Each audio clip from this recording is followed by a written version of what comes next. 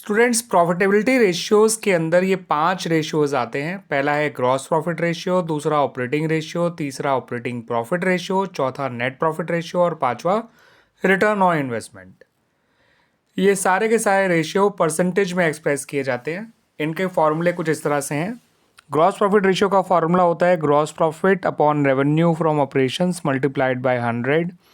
Operating ratio का formula होता है operating cost upon revenue from operation multiplied by 100।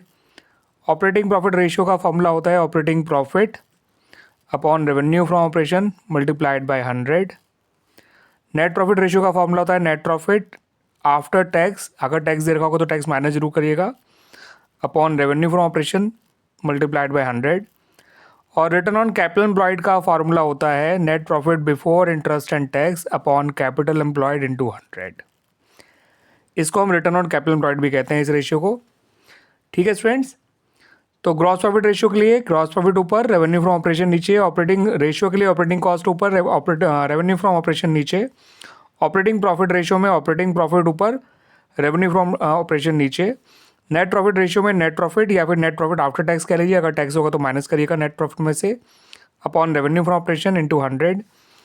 और रिटर्न ऑन इन्वेस्टमेंट में net profit before interest and tax upon capital employed into 100। ध्यान रखिएगा, इसी फॉर्मूले में आपका जो ये वो है डिनोमिनेटर में रेवेन्यू फ्रॉम ऑपरेशन की जगह कैपिटल एम्प्लॉयड निकाला जाता है, ठीक है, लिया जाता है। बाकी चारों के फॉर्मूले में आपको नीचे रेवेन्यू फ्रॉम ऑपरेशन मिलेगा। इन सब की percentage on revenue from operation निकाली जाती है, ध्यान रखिएगा। लेकिन रिटर्न ऑन इन्वेस्टमेंट की जो परसेंटेज है वो ऑन कैपिटल एम्प्लॉयड निकाली जाती है। ठीक है स्टूडेंट्स, इस बात को ध्यान रखिएगा।